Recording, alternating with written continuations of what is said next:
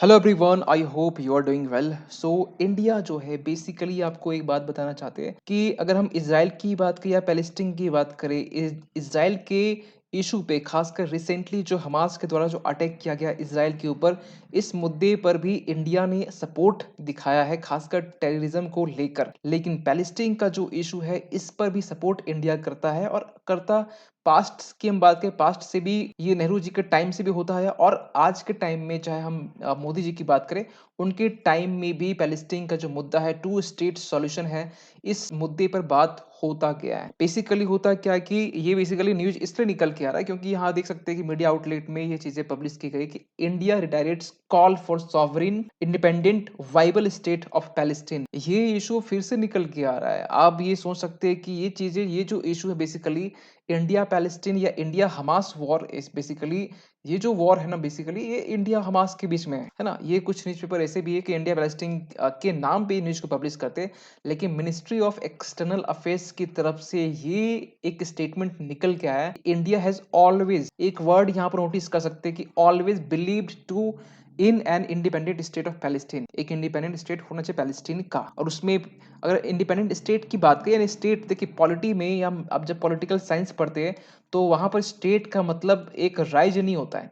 State का मतलब एक नेशन से मतलब होता है, नेशन या कंट्री कह सकते हैं। तो आप देख सकते हैं कि यहाँ भी चीजें लिखी हुई है कि Modi's comment on Israel Gaza war signal shift. ये शिफ्ट कहाँ देखा जा रहा है? शिफ्ट बेसिकली यहाँ बात की जा रही है कि शुरुआत में खासकर इंडिया, पूरा इंडिया प्लस मोदी जी ने भी सपोर्ट किया कि इस इशू को लेकर, खासकर अटैक को लेकर, हमास की तरफ से जो टेररिस्ट अटैक किया गया, वर्ड यहाँ पर बोला टेररिस्ट अटैक, ठीक है, जो कि बहुत सारे वेस्टर्न कंट्री, चाहे फ्रांस की बात करें या फिर यूके की बात करें, यूएसए की बात करें, बहुत सारे ऐसे देश है जो कि इन्होंने ये भी कहा कि ये जो अटैक है वो बेसिकली एक टेररिस्ट अटैक है। और पूरी जो दुनिया है ना, पूरा वर्ल्ड दो गुटों में बढ़ चुका है, जो कि एक साइड ये मानता है कि ये की जो पैलेस्टीन है, पैलेस्टीन का जो इशू है या हमास का जो अटैक है, ये कुछ ग्रुप या कुछ देश के जो लोग हैं ये कहीं ना कहीं सही बता रहे हैं, और कुछ लोग कुछ कंट्री ऐसे हैं जो इसे टेररिस्ट अटैक कह रहे हैं और कहीं ना कहीं ये इसे जस्टिफाई नहीं कर रहे हैं। तो आप देख सकते हैं ऐसे न्यूज निकल के आ रही है। India support establishment of independent state of palace, foreign ministry की तरफ से। और ये भी आप देख सकते हैं ऑफिशियल स्टेटमेंट ये है बेसिकली। अब आपको बताना चाहते हैं कि 1996 का वो टाइम था जिस टाइम में पैलेस्टीन स्टेट को रिकग्नाइज किया गया था। और आपको बता दें कि आज जिस जहां पर वॉर का सिचुएशन है, गाजा पट्टी, गाजा स्ट्रिप जो है, वहां पर वॉर का सिचुएशन है, और वहीं पर हमारा जो रिप्रेजेंटेटिव ऑफिस था वो वहीं पर सबसे पहले ओपन हुआ था। 1996 की बात कर रहे हैं। इसके बाद में 2003 में जाकर उसे रामल्ला में शिफ्ट कर दिया गया। रामल्ला कहाँ पर? जेरूसलेम में। अगर आप देख पा रहे होंगे तो जेरूसलेम के जस्ट इसके साउथ में आपको मिल जाएगा।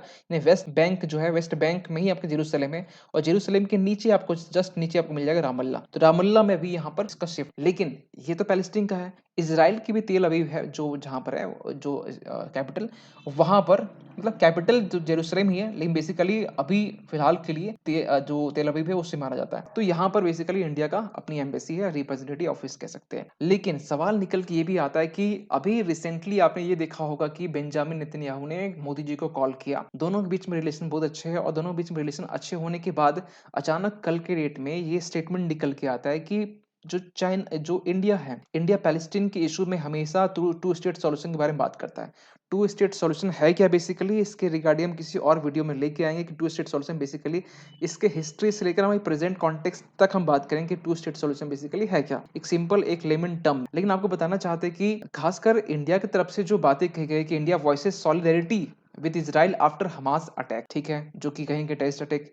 लेकिन एक सवाल निकल के आता है कि ये सब चीज इश्यूज में इंडिया, जो कल की हम लेक्चर में बात कर चुके थे कि ऑपरेशन अजय जो स्टार्ट किया गया था, जो बेसिकली एक रेस्क्यू प्रोग्राम है, रेस्क्यू ऑपरेशन है, इंडियंस को खासकर इजराइल और जो आसपास का जो टेरिटरी है वहां से इवैक्यूएट करने का एक ऑपरेशन है, जो कहा जा रहा है कि इसमें 18,000 जो इंडियंस है वो वहां फंसे हुए हैं। ऑफिशियल डेटा तो ये है, लेकिन ये माना जा रहा है टोटल जो आपके इंडियंस हैं वो आपके 40,000 प्लस हैं। तो ये जो नंबर्स है इसे इवैक्यूएट करने की बात की जा रही है। और इसके रिगार्डिंग जो 24/7 हेल्पलाइन लाइन नंबर जो है इसे भी इशू किया गया था। आप देख सकते हैं मिनिस्ट्री ऑफ अफेयर्स की तरफ कंट्रोल रूम, जो कि 24/7 आवर्स ये एक्टिव ये रहेगा। और ये आप देख सकते हैं तेल अवीव, यानी कि इजराइल की जो इजराइल में जो इंडियन एम्बेसी है वहाँ के कुछ कुछ फोन नंबर से ईमेल आईडी यहाँ पर दिए गए हैं, प्लस रामल्ला की हम जो बात कर रहे हैं, जो पैलेस्टीन में हमारा जो एम्बेसी है, उस वहाँ पर हमारा जो फ़ोन नंबर्स है, जो ऑल्सो व्हाट्सएप के लिए भी अवेलेबल है, और एक हमारा हो गया इसमें ईमेल आईडी। तो इसमें जो वहाँ पर फँसे हुए हैं, वो यहाँ पर संपर्क कर सकते। लेकिन एक बहुत बड़ा एक क्वेश्चन मार्क निकल के आता है कि इंडिया जो है बेसिकली ये क्यों सपोर्ट कर रहा है इज़राइल को, खासकर हमास के इश्यू में। इसलिए इश्यू ये सपोर्ट कर रहा है क्योंकि अगर आप इंडिया की खासकर अभी लास्ट 9 से 10 साल का अगर थोड़ा इतिहास निकालें, ज़्यादा 9 से 10 साल, तो आप पाएँगे कि इंडिया हमेशा यूएन काउंसिल्स की बात करें, यूएन जनरल असेंबली की बात करें, हर टाइम, या फिर हम एससीओ की बात करें या जी20 की बात करें, हर एक मुद्दे पर इंडिया टेररिज्म का जो इश्यू है वो हमेशा उठाता आया है। और ये जो अटैक है, ये अटैक पूरी दुनिया जो है ना, ऑलमोस्ट पूरी दुनिया ये एक टेररिस्ट अटैक की तरह मान रहे हैं। कुछ देशों को अगर छोड़ दे तो, एक्सक्लूड कर दे तो इसलिए यहाँ पर इंडिया इज़राइल के सपोर्ट में है। यस, टेररिस्ट अटैक चाहे किसी भी देश से हो, किसी भी देश, किसी भी कम्युनिटी, किसी भी ग्रुप से हो, ये एक टेररिस्ट अटैक माना जाएगा। लेकिन वही दूसरी तरफ इंडिया सपोर्ट करता है पैलेस्टीन के इशू को, टू स्टेट सॉल्यूशन को। तो ये चीज़ें जो इस निकल के आ रही है ना बेसिकली, कि यहाँ पर कहा जा रहा है कि बहुत सारे मीडिया आउटलेट में कि मोदी गवर्नमेंट जो है हमास अटैक को कंडेम कर रही है, लेकिन वही कांग्रेस नहीं कर पा रही। क्यों? क्योंकि यहाँ पर एक बहुत बड़ा फैक्टर यहाँ पर इन्वॉल्व है। क्या फैक्टर? क्योंकि यहाँ पर देखिए, इंडियन पॉलिटिक्स में बेसिकली जो रिलीजियस पॉलिटिक्स होता है, रिलीजियस पॉलिटिक्स जो करते हैं, धर्म के नाम पर राजनीति जो करते हैं, यहाँ पर देख सकते हैं ये पीक लेवल में है। और यहाँ पर अगर किसी भी इशू में, खासकर हमास अटैक के इशू में, अगर ये कंडेम किया नहीं जा रहा है कि ये बेसिकली, क्योंकि जब ये अटैक हुआ आप समझ सकते हैं कि कितनी जाने गई। ठीक है, ऐसे मतलब ओल्ड एज जो भी सीनियर सिटीजन्स हो, चाहे women हो, चाहे चाइल्ड हो, सबकी यहाँ पर जाने गई है, बेगुनाह जो है उनकी जानें यहाँ पर गई। इस पर अगर कांग्रेस गवर्नमेंट कमेंट कुछ नहीं कर रही है, मोदी गवर्नमेंट कमेंट कर रही है एज ए टेररिस्ट अटैक की तरह, तो इसके पीछे सबसे बड़ा जो रीजन है वो है वोट बैंक। क्योंकि इलेक्शन आने वाले हैं, कोई भी एक स्टेटमेंट, क्योंकि आपको मालूम है कि पॉलिटिक्स में स्टेटमेंट का बहुत वैल्यू होता है। जो भी डिप्लोमेसी होती है, डिप्लोमेटिक रिलेशन होते हैं, उसमें बेसिकली एक एक वर्ड को नाप तोल के बोला जाता है। तो यहाँ पर जो भी वर्ड यहाँ पर यूज किया जाता है कि एक वर्ड जो बोला गया सनातन के नाम पर, तो उससे कहीं न कहीं इतना पॉलिटिक्स उसमें हुआ।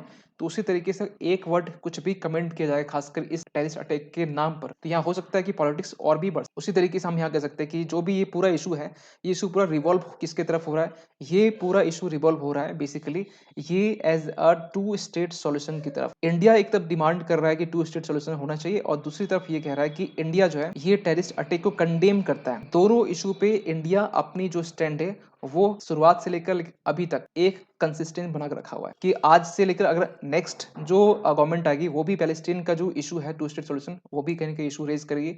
और जो टेररिस्ट अटैक है, इसे भी, इस इश्यूज को भी रेज किया जाएगा, क्योंकि इंडिया में टेररिस्ट अटैक मल्टीपल टाइम्स हो चुके हैं, और बहुत सारे ऐसे देश हैं जहां पर टेररिस्ट अटैक होते हैं। तो ये एक इंटरनेशनल इशू है, जो एक पूरा देश मिलकर इसे एज ए टेररिस्ट अटैक माना जाना चाहिए, ताकि ना कि इसे एक दो कंट्री के बीच में एक रेडिकल एक एक्टिविटीज या फिर इंसर्जेंसी के रूप में देखा। ठीक है, आई होप कि ये पूरा जो कहानी है आपको समझ में आया होगा। मिलते हैं हम लोग अगले किसी वीडियो में, तब तक के लिए थैंक यू।